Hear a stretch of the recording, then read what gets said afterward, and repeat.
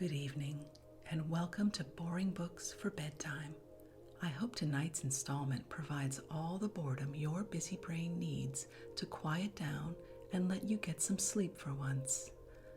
So lie back, adjust your volume, take a nice deep breath, and off we go. Before we begin, I'd like to make a few announcements that are typically at the end of the podcast when I suspect many of you are asleep. If you're interested in reading the works on this podcast for yourself, we have a Goodreads page where we keep a library of everything read on the podcast. Just go to goodreads.com/boringbooksforbedtime. We also have a Patreon account if you'd like to support this podcast and keep it going. Just go to patreon.com/boringbookspod to see all the perks available to subscribers, including exclusive episodes you can hear nowhere else. If you'd like to connect or suggest a boring book you'd like to hear read, the best place to catch me is on Twitter @boringbookspod. I'd love to hear from you. Now let's get to the reading. This evening we're reading a classic of education, The Advancement of Learning by Francis Bacon, transcribed by David Price in 1893, published by Castle & Company Limited. Let's begin. Introduction. The two books of Francis Bacon, of the Proficience and Advancement of Learning, Divine and Humane, to the King at London, printed for Henry Tomes, and are to be sold at his shop at Gray's Inn Gate in Holborn, 1605. That was the original title page of the book now in the reader's hand, a living book that led the way to a new world of thought.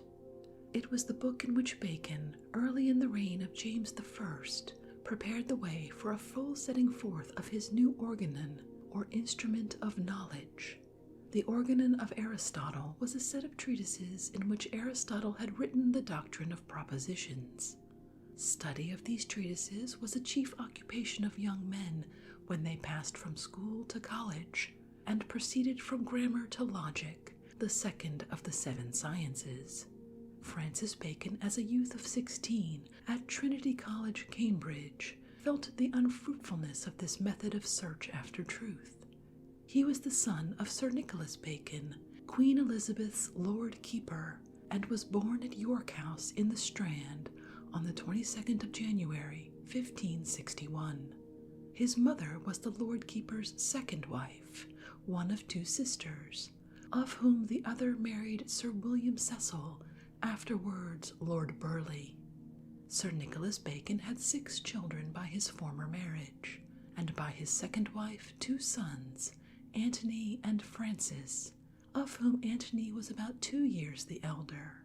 The family home was at York Place, and at Gorhambury near St. Albans, from which town, in its ancient and its modern style, Bacon afterwards took his titles of Verulam and St. Albans.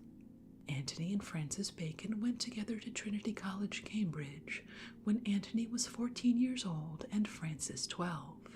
Francis remained at Cambridge only until his 16th year, and Dr. Raleigh, his chaplain in after years, reports of him that whilst he was commorant in the university, about 16 years of age, as his lordship hath been pleased to impart unto myself, he first fell into dislike of the philosophy of Aristotle, not for the worthlessness of the author, to whom he would ascribe all high attributes,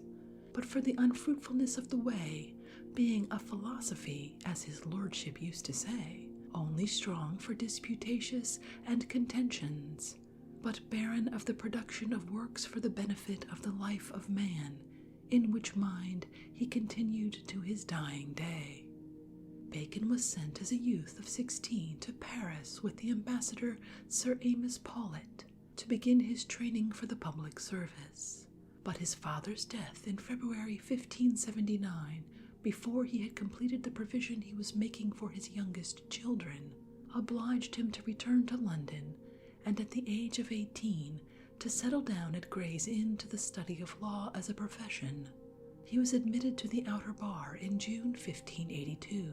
and about that time, at the age of 21, wrote a sketch of his conception of a new organon that should lead man to more fruitful knowledge, in a little Latin tract which he called Temporis Partus Maximus, the greatest birth of time. In November 1584, Bacon took his seat in the House of Commons as a member for Melcombe Regis in Dorsetshire. In October 1586, he sat for Taunton. He was a member afterwards for Liverpool, and he was one of those who petitioned for the speedy execution of Mary, Queen of Scots.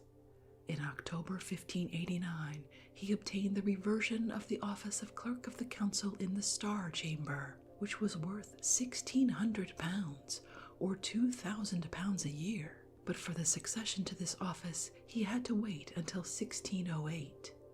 It had not yet fallen to him when he wrote his 2 books of the advancement of learning. In the Parliament that met in February 1593, Bacon sat as member for Middlesex. He raised difficulties of procedure in the way of the grant of a treble subsidy by just objection to the joining of the Lords with the Commons in a money grant, and a desire to extend the time allowed for payment from 3 years to 6. It was, in fact, extended to 4 years. The Queen was offended. Francis Bacon and his brother Antony had attached themselves to the young Earl of Essex, who was their friend and patron. The office of Attorney General became vacant. Essex asked the Queen to appoint Francis Bacon. The Queen gave the office to Sir Edward Coke, who was already Solicitor General, and by 9 years Bacon's senior. The office of Solicitor General thus became vacant, and that was sought for Francis Bacon. The Queen, after delay and hesitation, gave it in November 1595 to Sergeant Fleming. The Earl of Essex consoled his friend by giving him a piece of land, Twickenham Park, which Bacon afterwards sold for £1,800, equal, say, to £12,000 in present buying power. In 1597, Bacon was returned to Parliament as member for Ipswich, and in that year he was hoping to marry the rich widow of Sir William Hatton, Essex helping. But the lady married in the next year Sir Edward Coke. It was in 1597 that Bacon published the first edition of his essays. That was a little book containing only 10 essays in English, with 12 meditations sacrae, which were essays in Latin on religious subjects. From 1597 onward to the end of his life, Bacon's essays were subject to continuous edition and revision. The author's second edition, in which the number of the essays was increased from 10 to 38, did not appear until November or December 1612, 7 years later than these 2 books on the advancement of learning. And the final edition of the essays, in which their number was increased from 38 to 58, appeared only in 1625. And Bacon died on the 9th of April, 1626. The edition of the essays published in 1597 under Elizabeth marked only the beginning of a course of thought that afterwards flowed in one stream with his teachings in philosophy. In February 1601, there was the rebellion of Essex. Francis Bacon had separated himself from his patron after giving him advice that was disregarded. Bacon, now Queen's Counsel, not only appeared against his old friend, but with excess of zeal, by which perhaps he hoped to win back the Queen's favor, he twice obtruded violent attacks upon Essex when he was not called upon to speak. On the 25th of February 1601, Essex was beheaded. The genius of Bacon was next employed to justify that act by a declaration of the practices and treasons attempted and committed by Robert, late Earl of Essex, and his complices. But James of Scotland, on whose behalf Essex had intervened, came to the throne by the death of Elizabeth on the 24th of March, 1603. Bacon was among the crowd of men who were made knights by James I, and he had to justify himself under the new order of things by writing Sir Francis Bacon his apology in certain imputations concerning the late Earl of Essex.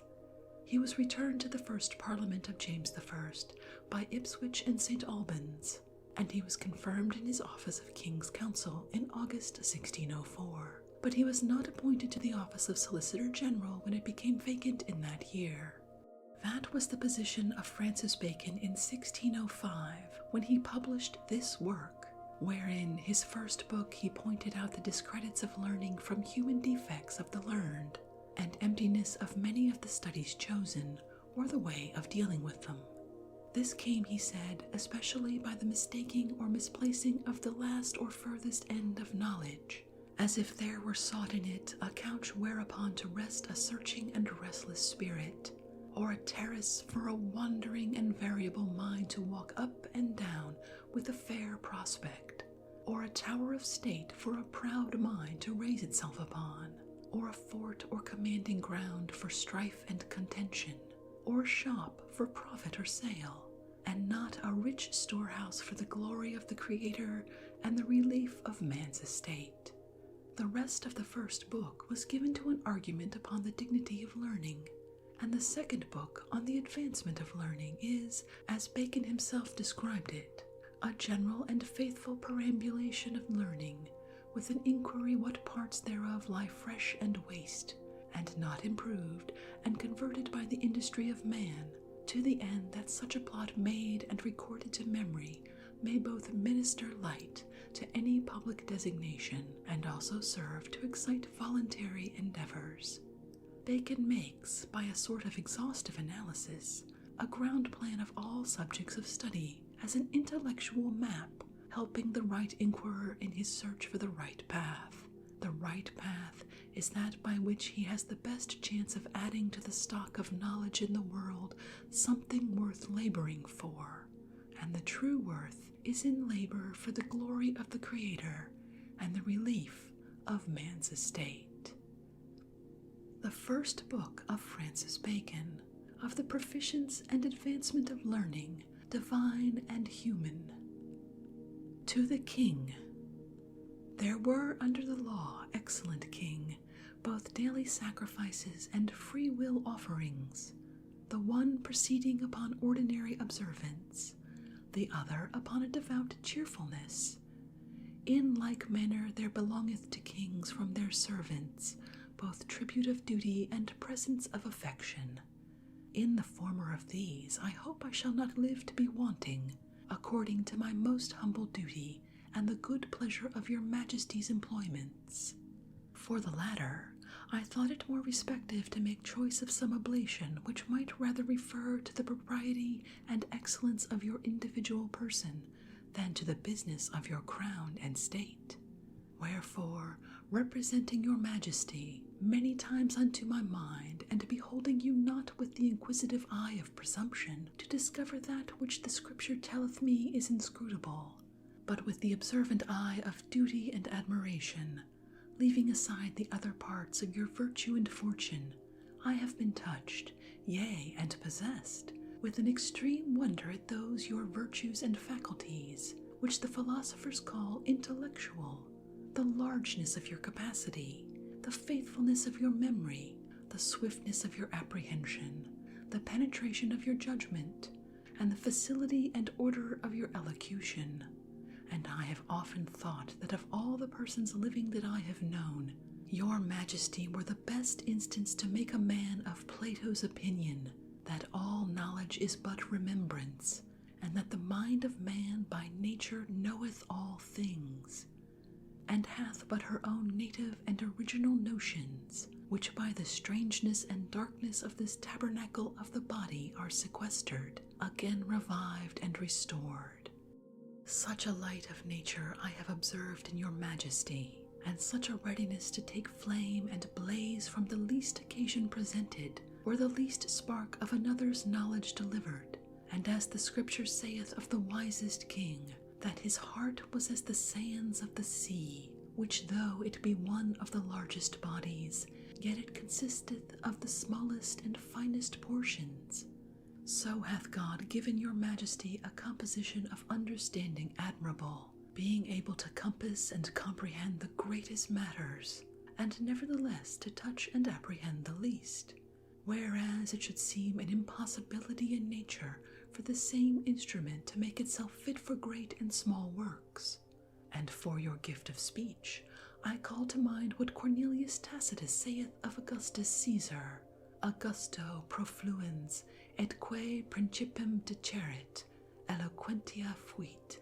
For if we note it well, speech that is uttered with labor and difficulty, or speech that savoureth of the affectation of art and precepts, or speech that is framed from the imitation of some pattern of eloquence, though never so excellent, all this hath somewhat servile and holding of the subject.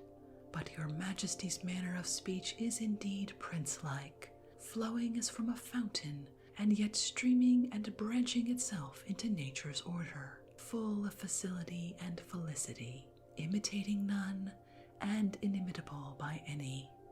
And as in your civil estate there appeareth to be an emulation and contention of your Majesty's virtue with your fortune, a virtuous expectation, when time was, of your greater fortune, with a prosperous possession thereof in the due time, a virtuous observation of the laws of marriage, with most blessed and happy fruit of marriage,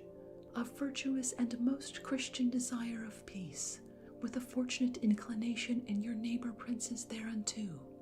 So likewise in these intellectual matters there seemeth to be no less contention between the excellency of your Majesty's gifts of nature and the universality and perfection of your learning. For I am well assured that this which I shall say is no amplification at all, but a positive and measured truth, which is, that there hath not been since Christ's time any king or temporal monarch which hath been so learned in all literature and erudition, divine and human. For let a man seriously and diligently revolve and peruse the succession of the emperors of Rome, of which Caesar the dictator, who lived some years before Christ, and Marcus Antoninus were the best learned, and so descend to the emperors of Graecia, or of the West, and then to the lines of France, Spain, England, Scotland, and the rest, and he shall find this judgment is truly made. For it seemeth much in a king if, by the compendious extractions of other men's wits and labours, he can take hold of any superficial ornaments and shows of learning, or if he countenance and prefer learning and learned men, but to drink indeed of the true fountains of learning, nay, to have such a fountain of learning in himself, in a king, and in a king born, is almost a miracle. And the more because there is met in your Majesty a rare conjunction, as well of divine and sacred literature as of profane and human, so as your Majesty standeth invested of that triplicity, which in great veneration was ascribed to the ancient Hermes, the power and fortune of a king, the knowledge and illumination of a priest, and the learning and universality of a philosopher. This propriety, inherent and individual attribute in your Majesty, deserveth to be expressed not only in the fame and admiration of the present time, nor in the history or tradition of the ages succeeding, but also in some solid work, fixed memorial, and immortal monument, bearing a character or signature both of the power of a king and the difference and perfection of such a king.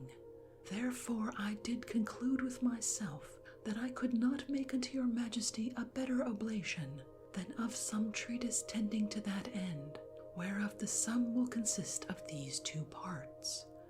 The former concerning the excellency of learning and knowledge, and the excellency of the merit and true glory in the augmentation and propagation thereof. The latter, what the particular acts and works are which have been embraced and undertaken for the advancement of learning, and again what defects and undervalues I find in such particular acts, to the end that though I cannot positively or affirmatively advise your Majesty, or propound unto you framed particulars, yet I may excite your princely cogitations to visit the excellent treasure of your own mind, and thence to extract particulars for this purpose agreeable to your magnanimity and wisdom. Part 1. 1. In the entrance to the former of these, to clear the way and, as it were, to make silence, to have the true testimonies concerning the dignity of learning to be better heard without the interruption of tacit objections, I think good to deliver it from the discredits and disgraces which it hath received, all from ignorance, but ignorance severally disguised, appearing sometimes in the zeal and jealousy of divines, sometimes in the severity and arrogancy of politics, and sometimes in the errors and imperfections of learned men themselves. 2. I hear the former sort say that knowledge is of those things which are to be accepted of with great limitation and caution, that the aspiring to overmuch knowledge was the original temptation and sin whereupon ensued the fall of man, that knowledge hath in it somewhat of the serpent, and therefore where it entereth into a man it makes him swell, scientia inflat, that Solomon gives a censure, that there is no end of making books, and that much reading is weariness of the flesh, and again in another place, that in spacious knowledge there is much contrastation, and that he that increaseth knowledge increaseth anxiety, that St. Paul gives a caveat, that we be not spoiled through vain philosophy, that experience demonstrates how learned men have been arch-heretics, how learned times have been inclined to atheism, and how the contemplation of second causes doth derogate from our dependence upon God, who is the first cause. 3. To discover then the ignorance and error of this opinion, and the misunderstanding in the grounds thereof, it may well appear these men do not observe or consider that it was not the pure knowledge of nature and universality, a knowledge by the light whereof man did give names unto other creatures in paradise, as they were brought before him according unto their properties, which gave the occasion of the fall, but it was the proud knowledge of good and evil, with an intent in man to give law unto himself, and to depend no more upon God's commandments, which was the form of the temptation. Neither is it any quantity of knowledge, how great soever, that can make the mind of man to swell, for nothing can fill, much less extend the soul of man, but God and the contemplation of God. And therefore Solomon, speaking of the two principal senses of inquisition, the eye and the ear, affirmeth that the eye is never satisfied with seeing, nor the ear with hearing, and if there be no fullness, then is the continent greater than the content. So of knowledge itself and the mind of man, whereto the senses are but reporters, he defineth likewise in these words, placed after that calendar or ephemerides which he maketh of the diversities of time and seasons for all actions and purposes, and concludeth thus: God hath made all things beautiful or decent in the true return of their seasons. Also he hath placed the world in man's heart, yet cannot man find out the work which God worketh from the beginning to the end, declaring not obscurely that God hath framed the mind of man as a mirror or glass, capable of the image of the universal world, and joyful to receive the impression thereof, as the eye joyeth to receive light, and not only delighted in beholding the variety of things and vicissitude of times,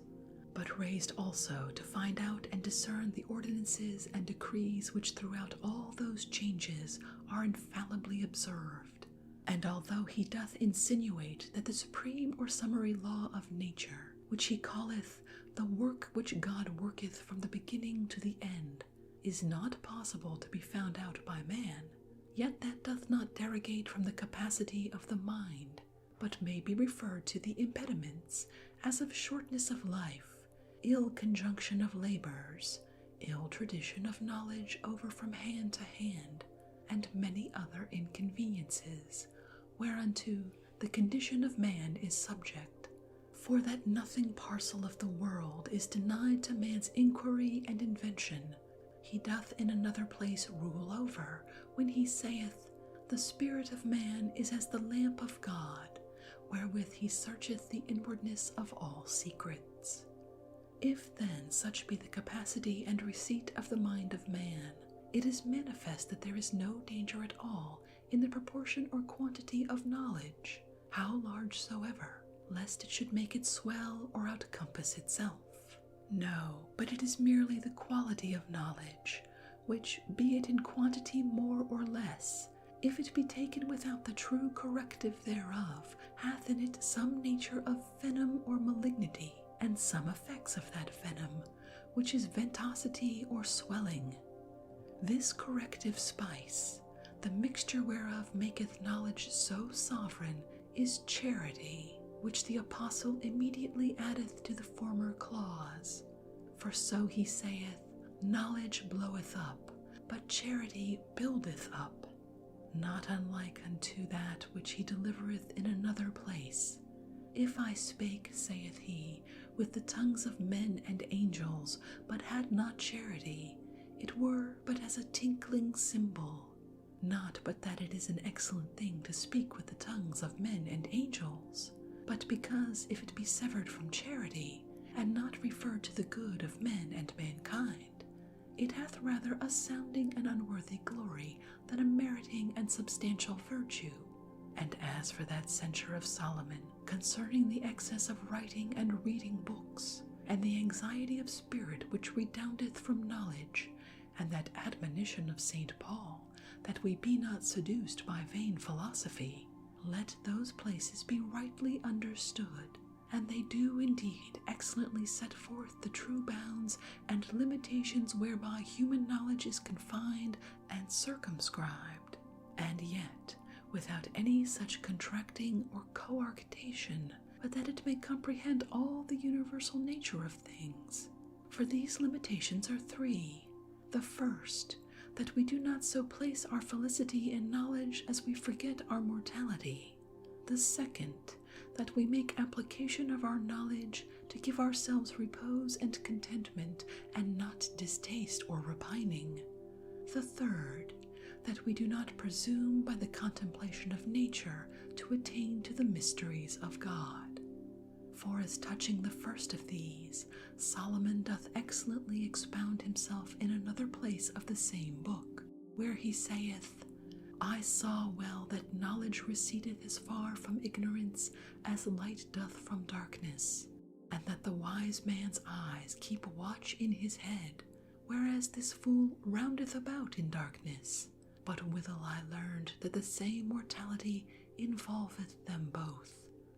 And for the second, certain it is that there is no vexation or anxiety of mind which resulteth from knowledge otherwise than merely by accident. For all knowledge and wonder, which is the seed of knowledge, is an impression of pleasure in itself. But when men fall to framing conclusions out of their knowledge, applying it to their particular, and ministering to themselves thereby weak fears or vast desires, there groweth that carefulness and trouble of mind which is spoken of. For then knowledge is no more lumen siccum, whereof Heraclitus the profound said, lumen siccum optima anima, but it becometh lumum madidum or maceratum, being steeped and infused in the humours of the affections. And as for the third point, it deserveth to be a little stood upon, and not to be lightly passed over. For if any man shall think by view and inquiry into these sensible and material things to attain that light, whereby he may reveal unto himself the nature or will of God, then indeed is he spoiled by vain philosophy. For the contemplation of God's creatures and works produceth, having regard to the works and creatures themselves, knowledge, but having regard to God no perfect knowledge, but wonder, which is broken knowledge. And therefore it was most aptly said by one of Plato's school, that the sense of man carrieth a resemblance with the sun, which, as we see, openeth and revealeth all the terrestrial globe. But then again, it obscureth and concealeth the stars and celestial globe. So doth the sense discover natural things, but it darkeneth and shutteth up divine. And hence it is true that it hath proceeded, that divers great learned men have been heretical, whilst they have sought to fly up to the secrets of the deity by this waxen wings of the senses. And as for the conceit that too much knowledge should incline a man to atheism, and that the ignorance of second causes should make a more devout dependence upon God, which is the first cause. First, it is good to ask the question which Job asked of his friends: will you lie for God, as one man will lie for another, to gratify him? For certain it is that God worketh nothing in nature but by second causes. And if they would have it otherwise believed, it is mere imposture, as it were in favor towards God, and nothing else but to offer to the author of truth the unclean sacrifice of a lie. But further, it is an assured truth, and a conclusion of experience, that a little or superficial knowledge of philosophy may incline the mind of men to atheism, but a further proceeding therein doth bring the mind back again to religion. For in the entrance of philosophy, when the second causes, which are next unto the senses, do offer themselves to the mind of man, if it dwell and stay there, it may induce some oblivion of the highest cause. But when a man passeth on further, and seeth the dependence of causes and the works of providence, then, according to the allegory of the poets, he will easily believe that the highest link of nature's chain must needs be tied to the foot of Jupiter's chair. To conclude, therefore, let no man upon a weak conceit of sobriety or an ill-applied moderation think or maintain that a man can search too far, or be too well studied in the book of God's word, or in the book of God's works, divinity or philosophy, but rather let men endeavor an endless progress or proficience in both. Only let men beware that they apply both to charity and not to swelling, to use and not to ostentation, and again, that they do not unwisely mingle or confound these learnings together. Part 2. 1. And as for the disgraces which learning receiveth from politics, they be of this nature, that learning doth soften men's minds, and makes them more unapt for the honor and exercise of arms,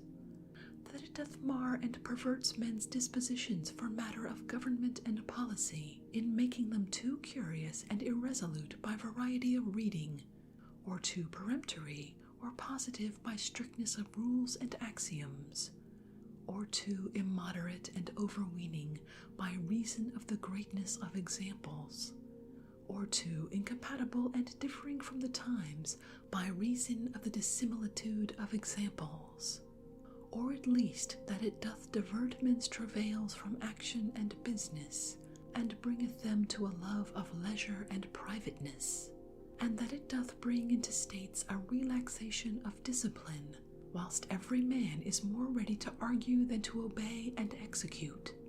Out of this conceit, Cato, surnamed the Censor, one of the wisest men indeed that ever lived, when Carneades the philosopher came in embassage to Rome, and that the young men of Rome began to flock about him, being allured with the sweetness and majesty of his eloquence and learning, gave counsel in open senate that they should give him his dispatch with all speed, lest he should infect and enchant the minds and affections of the youth, and at unawares bring in an alteration of the manners and customs of the state. Out of the same conceit or humor did Virgil, turning his pen to the advantage of his country and the disadvantage of his own profession, make a kind of separation between policy and government, and between arts and sciences, in the verses so much renowned, attributing and challenging the one to the Romans, and leaving and yielding the other to the Grecians. Tu regere imperio popules Romane, memento, he tibi erunt artes, etc. So likewise we see that Anytus, the accuser of Socrates, laid it as an article of charge and accusation against him, that he did with the variety and power of his discourses and disputations withdraw young men from due reverence to the laws and customs of their country, and that he did profess a dangerous and pernicious science, which was to make the worse matter seem the better, and to suppress truth by force of eloquence and speech. 2. But these and the like imputations have rather a countenance of gravity than any ground of justice, for experience doth warrant that both in persons and in times there hath been a meeting and a concurrence of learning and arms, flourishing and excelling in the same men and the same ages. For as for men there cannot be a better nor the like instance as of that pair Alexander the Great and Julius Caesar, whereof the one was Aristotle's scholar in philosophy, and the other was Cicero's rival in eloquence. Or if any man had rather call for scholars that were great generals than generals that were great scholars, let him take Epaminondas the Theban, or Xenophon the Athenian, whereof the one was the first that abated the power of Sparta, and the other was the first that made way to the overthrow of the monarchy of Persia. And this concurrence is yet more visible in times than in persons, by how much an age is greater object than a man. For both in Egypt, Assyria, Persia, Grecia, and Rome, the same times that are most renowned for arms are likewise most admired for learning, so that the greatest authors and philosophers and the greatest captains and governors have lived in the same ages. Neither can it otherwise be, for as in man the ripeness of strength of the body and mind cometh much about an age, save that the strength of the body cometh somewhat the more early, so in states, arms, and learning, whereof the one correspondeth to the body, the other to the soul of man, have a concurrence or near sequence in times. 3. And for matter of policy and government, that learning should rather hurt than enable thereunto is a thing very improbable. We see it is accounted an error to commit a natural body to empiric physicians, which commonly have a few pleasing receipts whereupon they are confident and adventurous, but know neither the causes of disease, nor the complexions of patients, nor peril of accidents, nor the true method of cures.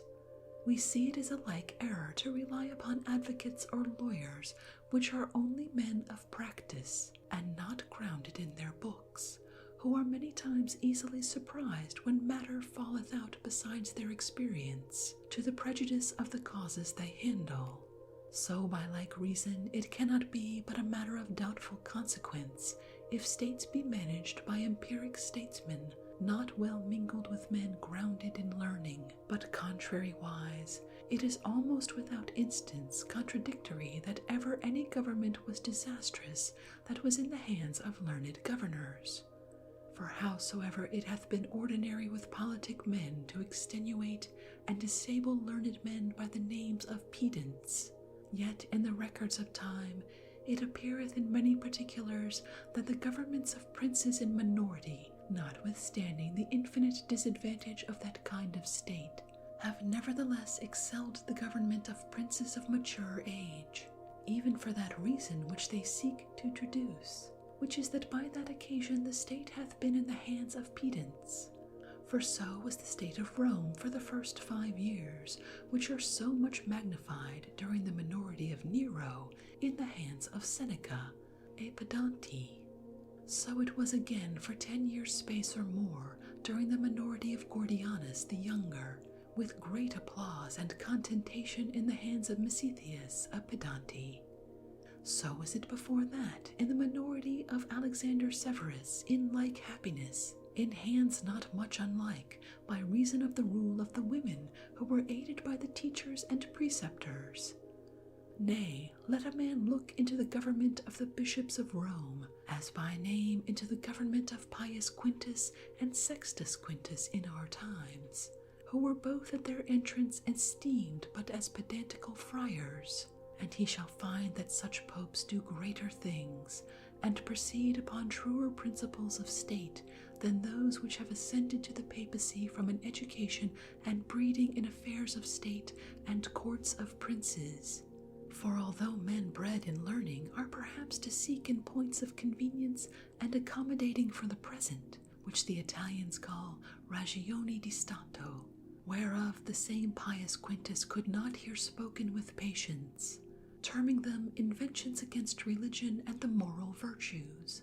Yet on the other side, to recompense that, they are perfect in those same plain grounds of religion, justice, honor, and moral virtue, which if they be well and watchfully pursued, there will be seldom use of those other, no more than a physic in a sound or well-dieted body. Neither can the experience of one man's life furnish examples and precedents for the event of one man's life. For as it happeneth sometimes that the grandchild or other descendant resembleth the ancestor more than the son, so many times occurrences of present times may sort better with ancient examples than with those of the later or immediate times. And lastly, the wit of one man can no more countervail learning than one man's means can hold way with a common purse. And as for those particular seducements or indispositions of the mind for policy and government, which learning is pretended to insinuate, if it be granted that any such thing be, it must be remembered withal that learning ministereth in every of them greater strength of medicine or remedy than it offereth cause of indisposition or infirmity. For if by a secret operation it make men perplexed and irresolute, on the other side, by plain precept, it teacheth them when and upon what ground to resolve, yea, and how to carry things in suspense without prejudice till they resolve. If it make men positive and regular, it teacheth them what things are in their nature demonstrative, and what are conjectural, and as well the use of distinctions and exceptions as the latitude of principles and rules. If it mislead by disproportion or dissimilitude of examples, it teacheth men the force of circumstances, the errors of comparisons, and all the cautions of application, so that in all these it doth rectify more effectually than it can pervert, and these medicines it conveyeth into men's minds much more forcibly by the quickness and penetration of examples. For let a man look into the errors of Clement VII, so lively described by Guicciardini, who served under him, or into the errors of Cicero, painted out by his own pencil in his epistles to Atticus, that he will fly apace from being irresolute. Let him look into the errors of Phocion, and he will beware how he be obstinate or inflexible. Let him but read the fable of Ixion, and it will hold him from being vaporous or imaginative. Let him look into the errors of Cato II, and he will never be one of the Antipodes to tread opposite to the present world. 5. And for the conceit that learning should dispose men to leisure and privateness, and make men slothful, it were a strange thing if that which accustometh the mind to a perpetual motion and agitation should induce slothfulness, whereas, contrariwise, it may be truly affirmed that no kind of men love business for itself, but those that are learned, for other persons love it for profit, as a hireling that loves the work for the wages, or for honor, as because it beareth them up in the eyes of men, and refresheth their reputation, which otherwise would wear, or because it putteth them in mind of their fortune, and giveth them occasion to pleasure and displeasure, or because it exercise some faculty wherein they take pride, and so entertaineth them in good humor and pleasing conceits towards themselves, or because it advanceth any other of their ends. So that as it is said of untrue valors, that some men's valors are in the eyes of them that look on, so such men's industries are in the eyes of others, or at least in regard of their own designments. Only learned men love business as an action according to nature, as agreeable to health of mind as exercise is to health of body, taking pleasure in the action itself and not in the purchase, so that of all men they are the most indefatigable, if it be towards any business which can hold or detain their mind. 6. And if any man be laborious in reading and study, and yet idle in business and action, it groweth from some weakness of body or softness of spirit, such as Seneca speaketh of, quidam tam sunt umbratiles, ut putent interbido esse quicquid in luce est, and not of learning. Well may it be that such a point of a man's nature may make him give himself to learning, but it is not learning that breedeth any such point in his nature. 7. And that learning should take up too much time or leisure, I answer, the most active or busy man that hath been or can be, hath, no question, many vacant times of leisure, while he expecteth the tides and returns of business, except he be either tedious and of no dispatch, or lightly and unworthily ambitious, to meddle in things that may be better done by others. And then the question is but how those spaces and times of leisure shall be filled and spent, whether in pleasure or in studies, as was well answered by Demosthenes to his adversary Aeschines, that was a man given to pleasure, and told him that his orations did smell of the lamp. Indeed, said Demosthenes, there is a great difference between the things that you and I do by lamplight. So as no man need doubt that learning will expel business, but rather it will keep and defend the possession of the mind against idleness and pleasure, which otherwise at unawares may enter to the prejudice of both. 8. Again, for that other conceit that learning should undermine the reverence of laws and government, it is assuredly a mere deprivation and calumny, without all shadow of truth. For to say that a blind custom of obedience should be a surer obligation than duty taught and understood, it is to affirm that a blind man may tread surer by a guide than a seeing man can by a light. And it is without all controversy that learning doth make the minds of men gentle, generous, manageable, and pliant to government, whereas ignorance makes them churlish, thwart, and mutinous. And the evidence of time doth clear this assertion, considering that the most barbarous, rude, and unlearned times have been most subject to tumults, seditions, and changes. 9.